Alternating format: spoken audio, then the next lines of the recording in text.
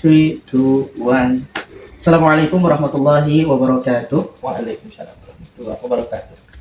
Bismillah, alhamdulillah, la hawla wa la quwata illa billah. Asyhadu an la ilaha illallah wahdahu la syarikalah wa asyhadu anna Muhammadan abduhu wa rasuluhu la nabiyya wa la rasula ba'dah. Rabbi israh li sadri wa yassir li amri wahlul 'uqdatam min lisani yafqahu qawli. Oke, selamat sore teman-teman semua. Alhamdulillah, pada kesempatan kali ini saya Syahrul Munawar berkesempatan untuk membersamai teman-teman semua dalam agenda kajian tematik. Insya Allah untuk agenda kita pada hari ini merupakan agenda perdana di mana isu yang akan kita bahas seputar atau terkait dengan konflik antara Palestina dan Israel. Tentunya saya tidak sendirian, teman-teman semua. Saya dibersamai dengan seorang pemateri yang kebetulan beliau juga teman lama saya, sahabat lama saya, sempat sama-sama dulu bersekolah di SMA yang sama, kemudian melanjutkan studi sarjana di kampus yang sama juga. Jadi beliau merupakan salah satu yang saya rasa sangat cocok untuk membahas tema kita pada hari ini. Di sini sudah ada Kang Tubagus Dava Ulhaq. Ya. Apa kabar, Kang TB? Alhamdulillah. Saya manggilnya Kang TB apa Kang Dava? Bebas lah. Bebas aja ya. Ya. Oke. Saya akan manggil Kang TB ya. Ya, boleh. Rasanya lebih akrab gitu. Ya, ada apa-apa. Bebas lah, yang penting nama. Oke. Kang TB apa kabar nih? Alhamdulillah baik. Alhamdulillah. Untuk sekarang kesibukannya apa, Kang TB? Sekarang ini biasanya saya ngajar. Ngajar, Masya Allah. Alhamdulillah ngajar di Pesantren Persatuan Islam 97 Cikajang Cikajang. atau Simpang ya. Kalau boleh tahu yang diajarkan apa, Kang TB? Yang diajarkan mata pelajaran sejarah. Sejarah. Berarti masih linear ya, dengan Masih. jurusan yang diambil sebelumnya. Betul. Jadi FYI teman-teman, Kang TB ini dulu kuliah di mana, Kang? Di UIN Sunan Kalijaga Yogyakarta Dengan jurusan jurusan Sejarah Kebudayaan Islam. sejarah budaya Islam. Berarti gelarnya apa tuh, Kang? Kalau gelarnya S.Hum Humaniora. Masya Allah. Ya. Terus juga kalau nggak salah, Kang TB ini ada rencana juga melanjutkan Insya Allah. studi magister atau S2 ya. Jadi minta doanya dari teman-teman ya, semoga dilancarkan segala Amin. keinginannya. Amin. Oke, Kang TB, Ya. untuk sekarang kita langsung mulai dalam tema yang sudah ditentukan. Ya, mungkin sebelum panjang lebar gitu ya, karena saya yakin kalau membahas tentang Palestina dan Israel ini nggak cukup satu hari, Panjang. bahkan sangat panjang gitu ya kalau diceritain dari hulu ke hilir gitu ya. Makanya ada obrolan kita hari ini setidaknya itu bisa meringkas lah ya, meringkas mengenai apa sih yang terjadi di antara Palestina dan Israel. Oke, untuk pertanyaan pertama, Kang TB, kita mulai dari sejak kapan sih konflik ini dimulai dan apa yang menyebabkan konflik itu terjadi? Ya, Bismillahirrahmanirrahim. Assalamualaikum warahmatullahi wabarakatuh. Kita masuk saja lah ya, menghemat waktu. Jadi kalau ada pertanyaannya sejak kapan konflik dimulai? Kalau sejak kapannya sebenarnya bisa dikatakan setahun 1920-an. Itu sudah mulai. 1920-an. Itu ketika Turki Utsmani atau Turki Ottoman, Kesultanan Turki Ottoman runtuh setelah kalah dari Perang Dunia Pertama. Oke. Dan itu tentu saja mungkin beberapa orang juga sudah tahu pelaku utama dari Israel, berdirinya Israel itu adalah seorang Zionis pertama, yaitu Theodor Herzl. Theodor Herzl. Oke. Ya, dia itu seorang Yahudi yang bercita-cita mendirikan negara Yahudi dengan menulis buku. Ada, silahkan bukunya bisa dicari, mau dibaca terserah. Judulnya Der Judenstaat atau artinya negara Yahudi. Kenapa? Karena dia memiliki sebuah perasaan bahwa Yahudi itu wajib memiliki negara agar tidak dipersekusi gitu. Ide negara Yahudi itu terus digalangkan sampai akhirnya didatangkanlah pemukim-pemukim Yahudi ya ilegal sebenarnya, maupun pada saat itu orang-orang Palestina menerima dengan baik, diterima ketika mereka mengungsi dari Eropa. Bahkan bisa dicari fotonya, orang Yahudi itu sampai bilang kami diusir dari Eropa, jangan hilangkan harapan kami kepada warga Palestina. Nah, makanya pemukim itu sudah mulai datang dari tahun 1920-an ke atas. Lalu resminya itu diresmikan setelah Perang Dunia Kedua tahun 19, kalau Israel ini ya, negara Israel itu sendiri tahun diresmikan tahun 1948. 1948, 3 tahun setelah Indonesia merdeka. Ya. Awalnya pada saat itu tahun sebelumnya sudah ada PBB, Persatuan Bangsa atau United Nations. Mereka itu tahun 1947 itu membuat solusi dua negara atau partition plan, pembagian, yang membagi Palestina menjadi dua negara, yaitu Palestina dan Israel, dan diresmikan 1948. Itu mungkin penyebab awal dan kapan konfliknya. Jadi kalau ada yang ngomong misalkan konfliknya dimulai 7 Oktober, itu mah udah nggak bisa, gagal sejarah lah, itu udah ngasal aja. Gitu kira-kira. Menarik, tadi sempat disinggung mengenai konflik akhir-akhir ini kan banyak yang mengatakan itu dimulai dari 7 Oktober ya, tahun kemarin ya. Ya, 2023. Padahal dalam realitanya konflik 7 Oktober itu merupakan apa ya, serangkaian kejadian di mana sebelumnya juga sudah pernah terjadi ya. Ya. Jadi ini ya, FYI juga, sebenarnya Gaza itu dibom setiap tahun bulan Ramadan, pasti ada dibom. Jadi sebelum 7 Oktober, bahkan 2023 aja Ramadannya Israel nyerang. Jadi ya itu mah 7 Oktober itu seperti puncak lah, puncak kulminasi ya, bangsa Palestina gitu. Masih seputar konflik pada 7 Oktober, banyak yang mengangkat ya, kenapa, atau kita berangkat dari sini Kang TB ya. Kenapa konflik waktu tanggal 7 Oktober itu sangat mencuat gitu ya, kemudian mengangkat kembali isu konflik antara Palestina dan Israel? Karena penyerangan pertama itu dilakukan oleh dari pihak Palestina ya. Kemudian itu digoreng lah oleh media-media barat, seakan-akan konflik ini dimulai oleh pihak Palestina gitu ya. Itu gimana TB tanggapan itu? Ya namanya juga kalau media barat memang milik mereka kan. Makanya pada saat ya tahun-tahun ini dimulai dari 7 Oktober ke sana, media-media barat itu juga sudah mulai kehilangan kepercayaan dari masyarakat mereka sendiri. Karena kan sekarang sudah zamannya medsos. Jadi ketika mereka mengeluarkan satu berita, banyak netizen lain yang menyerang, ini masalah itu gini, aslinya gini. Jadi memang tugas mereka lah, tugas media barat lah itu, untuk mendukung tuan mereka, Israel itu gitu. Ya. Pertanyaan selanjutnya nih Kang TB, tadi kan sudah dipaparkan nih awal mula terjadinya konflik tahun berapa tadi? Awal 1920-an ya, di mana orang-orang Yahudi berbondong-bondong ya, sudah mulai dari ya. Kemudian berekspansi sampai akhirnya puncaknya tanggal 1948 mendirikan sebuah negara yang bernama Israel. Kalau untuk konfliknya sendiri Kang TB, itu yang menyebabkan kan persepsi di masyarakat itu kan berbeda-beda. Ada yang mengatakan itu karena agama, ada juga yang mengatakan itu karena politik, dan ada juga yang mengatakan itu karena perebutan wilayah atau kekuasaan. Ya. Nah, dari sudut pandang Kang TB sendiri ini seperti apa? Jadi kalau dari sudut pandang saya, sebenarnya perang atau konflik, sebut konflik juga bukan mau perang aja udah. Perang Israel Palestina itu terjadi alasan politik yang berlandaskan agama. Alasan politik berlandaskan agama. Jadi alasan politik itu apa ya? Mereka sebenarnya ingin hegemoni dunia atau Timur Tengah lah secara regional, atau di bertanya dunia. Kenapa? Karena ya seperti yang kita tahu, oli dari mana? Oli misalkan di Saudi Arabia, dari Qatar, dan pokoknya bahan-bahan bakar lah. Oli itu di sana kan di Timur Tengah banyaknya. Petrodolar bahkan disebutnya itu kan.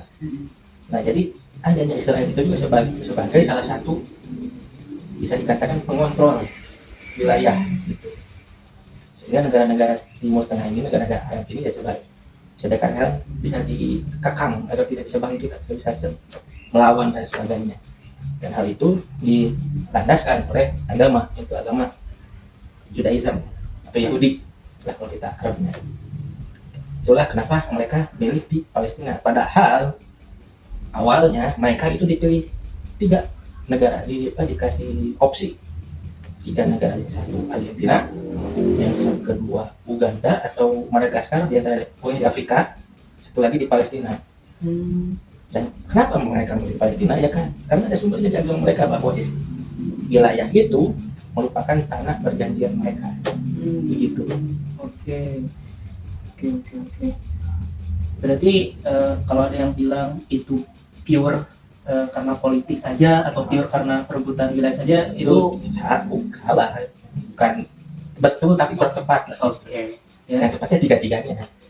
Berarti kalau bisa ditarik benang merahnya, itu sangat banyak kepentingan ya. Ya, banyak sekali. Bahkan tidak hanya melibatkan 2 negara yang berperang itu saja, ya, banyak negara-negara lain juga yang seakan-akan mereka tuh lepas tangan, padahal di balik itu ada kerjasama juga ya. kalikomnya. Oke, Kang TB. Ya, kita lanjut ke pertanyaan berikutnya.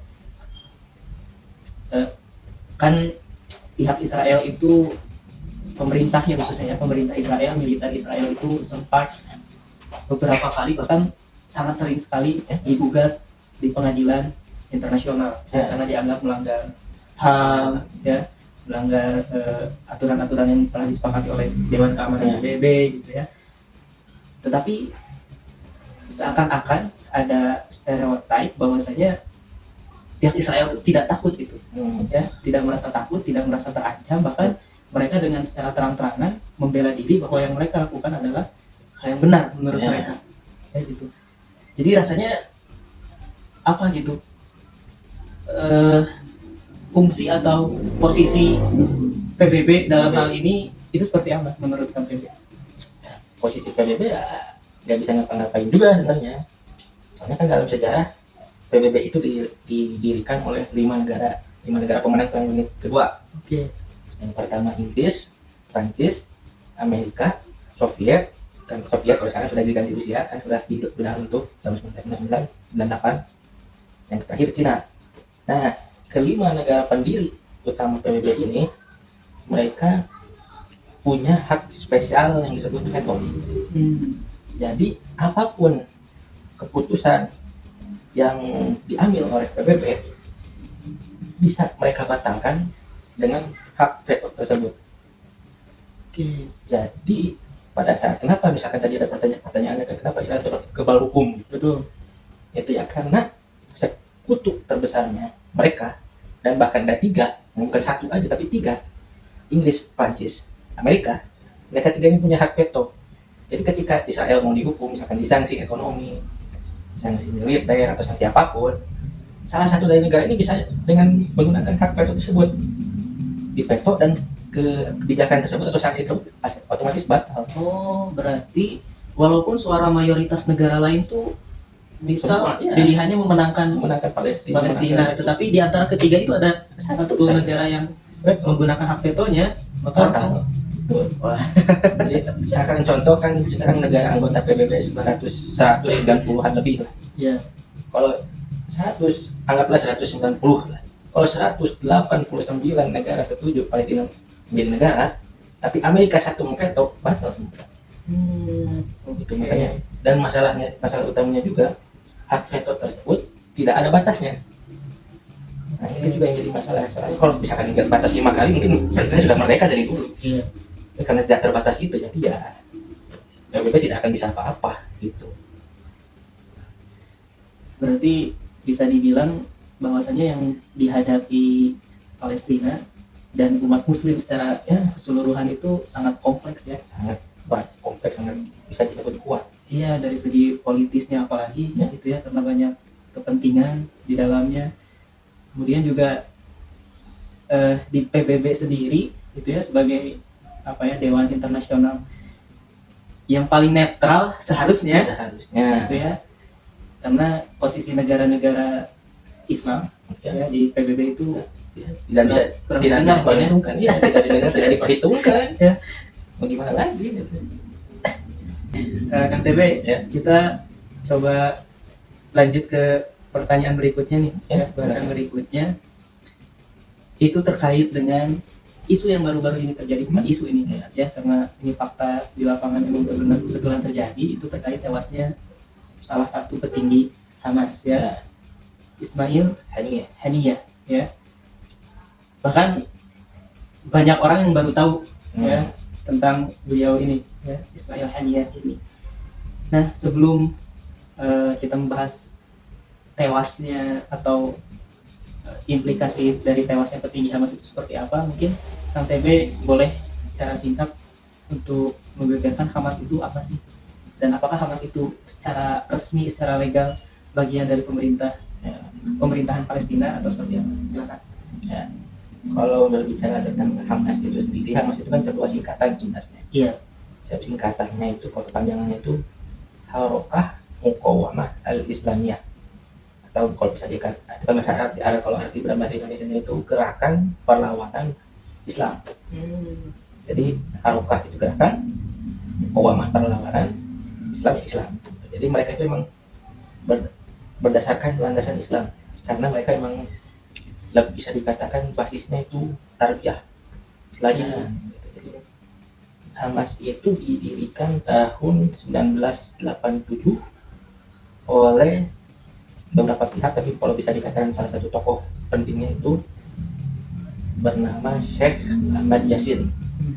Beliau itu seorang yang ahli tafsir, ahli agama, ahli tafsir Al-Quran, yang insya Allah yang sudah syahid tahun 2004 gitu, dibom oleh Israel juga, sama seperti Ismail Haniyah yang kemarin, walaupun Israel sampai sekarang masih belum menolak atau mengaku ya siapa lagi musuh Hamas selain Israel begitu lah ya.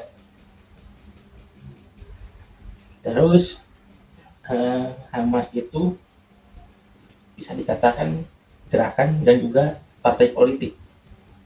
Jadi gerakan partai politik, sehingga sebenarnya Hamas itu bukan hanya militer saja, tapi ada juga biro politik, ada juga biro tarbiyah atau biro sosial, pelajaran.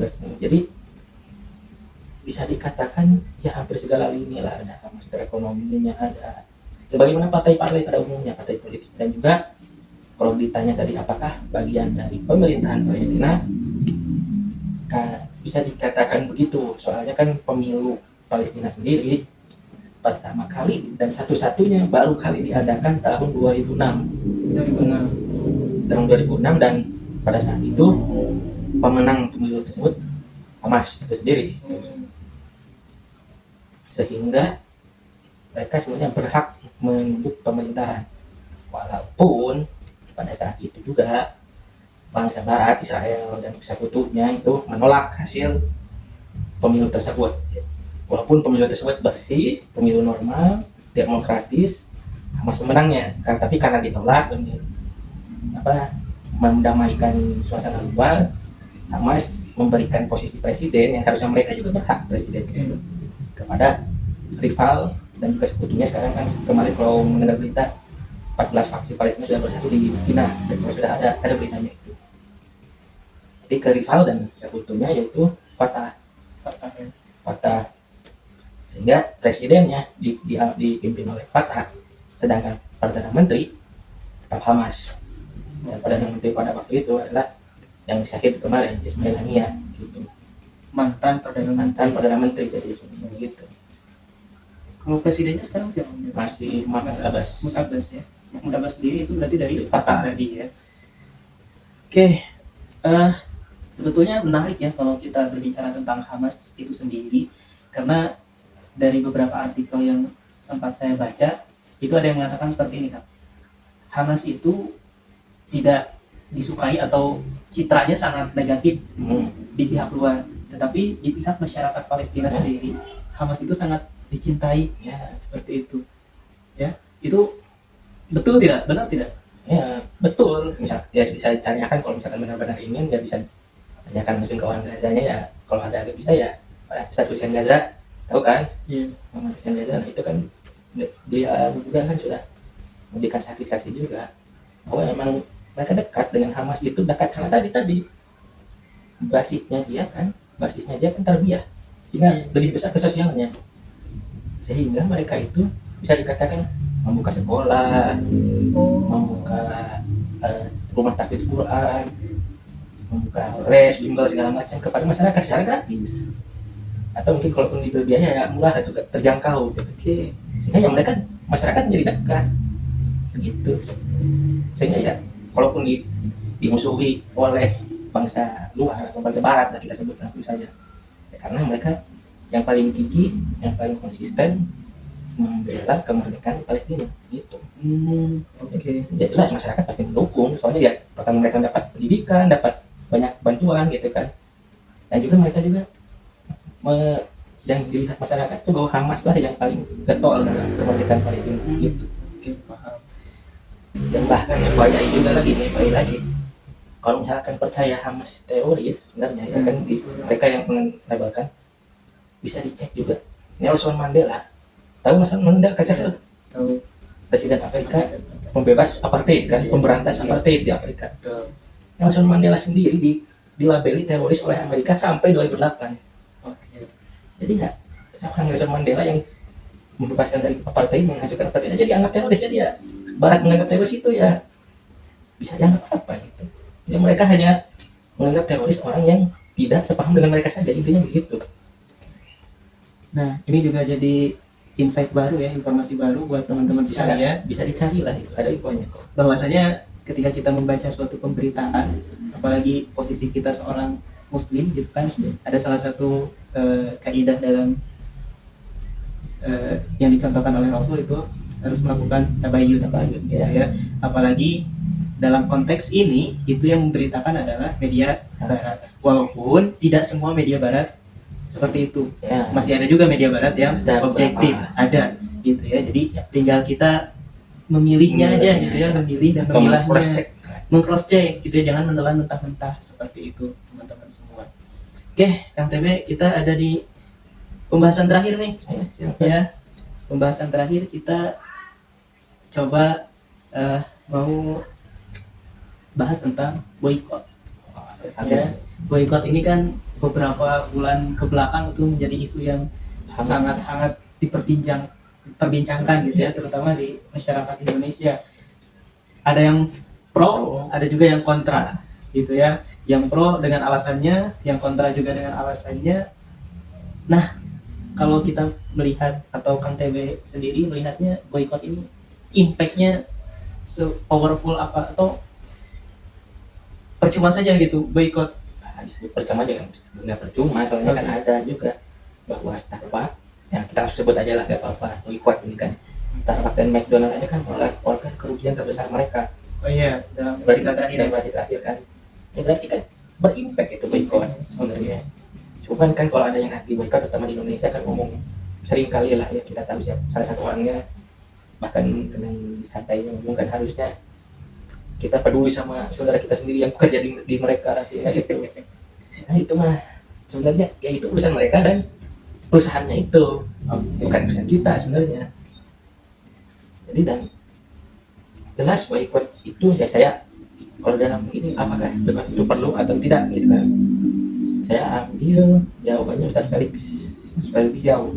Gimana? Ustaz Felix Xiao kan sering kali kalau misalnya masalah Palestina itu beliau berkata boykot itu memang bukan solusi, tapi hanya salah kita dalam melawan ya, membela Palestina atau melawan Israel itu. Oke.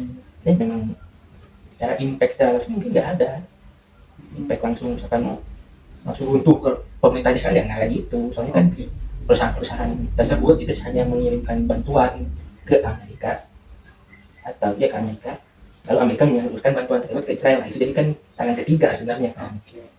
Tapi dengan boykot itu berarti mengurangi uang yang dikirimkan ke Israel secara tidak langsung. Nah, dan boykot itu jelas pengaruh. Terus apa yang harus kita lakukan? tetap lanjutkan saja istiqomah itu. Oke, menarik tuh tadi salah satu statement yang dikutip dari Ustaz Felix gitu ya, bahwasanya boykot itu bukan solusi Kan ya, tapi setidaknya menunjukkan eksistensi kita sebagai seorang manusia. Jangan menyebut kita seorang muslim, seorang manusia ya, seorang manusia yang peduli akan sesama manusia gitu ya, yang ditindas gitu ya, yang diperlakukan secara tidak adil, yang wilayah yang merupakan miliknya itu direbut secara paksa gitu ya. Makanya mungkin dengan salah satu cara ini, yaitu boykot tadi, ya setidaknya menunjukkan kepedulian kita selain doa gitu ya, selain doa gitu ya, support itu juga sangat-sangat membantu gitu ya untuk saudara-saudara kita di Palestina gitu ya. Apalagi mungkin teman-teman nih ada yang punya rezeki lebih gitu ya, ekonominya lebih gitu, menyalurkan bantuan sumbangan kepada pihak Palestina itu sangat-sangat dibutuhkan gitu ya oleh teman-teman atau saudara-saudara kita di sana. Oke, Kang TB, sebelum kita masuk ke bagian penutup, menurut Kang TB ini menjadi pertanyaan terakhir juga, Silakan. apa atau bagaimana sikap ideal kita atau cara kita menyikapi nih ya, apalagi kita nih termasuk generasi muda gitu ya, pemuda-pemudi, kalau istilahnya sekarang tuh Gen Z ya, Gen Z dan angkatan-angkatan di bawah kita tentunya ya, Jelas lah. itu idealnya harus bersikap bagaimana terhadap konflik antara Palestina dan Israel ini.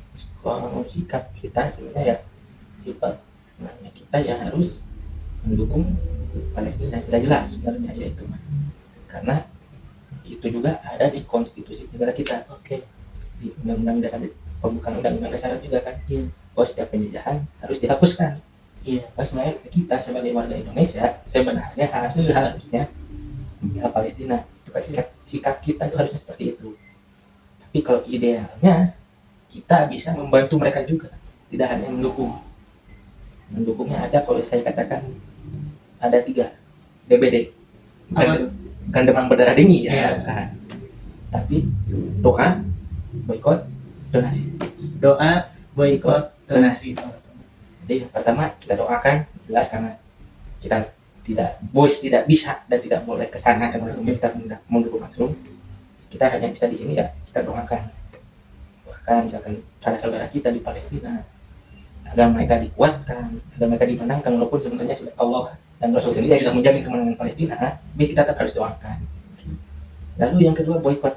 Boykot ini tadi seperti yang kita bahas sebelumnya, bukan solusi, tetapi itu menunjukkan sikap kita. Jadi seperti yang dikatakan Rasul, menunjukkan sikap kita dan juga sekaligus membantu secara tidak langsung.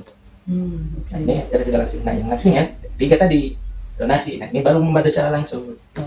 Gitu. Doakan, boykot, donasi. Gitu. Insya Allah ya, merupakan kalimat akhir yang sangat memukau gitu ya dari Kang TB ya. DBD menjadi prinsip kita ya, sikap kita sebagai seorang muslim gitu ya, seorang pemuda muslim tentunya dalam menyikapi konflik ya, antara Palestina dan Israel ini. Tentunya garis besarnya yang harus kita kukuhkan dalam hati kita masing-masing adalah tidak ada keraguan sedikit pun untuk mendukung ya kemerdekaan atau pembebasan Palestina. Ya, jangan sampai terbersit sedikit pun untuk mendukung Israel. Gitu ya, jangan sampai terbersit sedikit pun gitu ya. Kita harus mencurahkan 100% hati kita untuk mendukung Palestina. Gitu ya. Oke, Kang TB, terima kasih ya, sama-sama atas kehadirannya, atas ya, apa yang disampaikan. Semoga teman-teman di luar sana ya, terutama para pemuda gitu ya, itu bisa mendapatkan insight baru ya, wawasan baru, dan mungkin yang sebelumnya itu masih ada keraguan dalam mendukung Palestina, itu semoga harapannya sekarang 100% untuk mendukung Palestina ya, tentunya dengan cara yang kita bisa lakukan gitu ya. Oke, teman-teman semua, terima kasih sudah menonton. Ditunggu konten selanjutnya, itu bisa disaksikan di YouTube Forsirema Al Furqon, di Instagramnya juga ada Forsirema Al Furqon, TikToknya juga bisa sama Forsirema Al Furqon. Jadi tetap berinteraksi dengan kami Forsirema Al Furqon. Insyaallah selanjutnya dan kedepannya itu akan dihadirkan konten-konten menarik dan bermanfaat lainnya. Sekian dari saya pamit undur diri. Wassalamualaikum warahmatullahi wabarakatuh. Waalaikumsalam warahmatullahi wabarakatuh.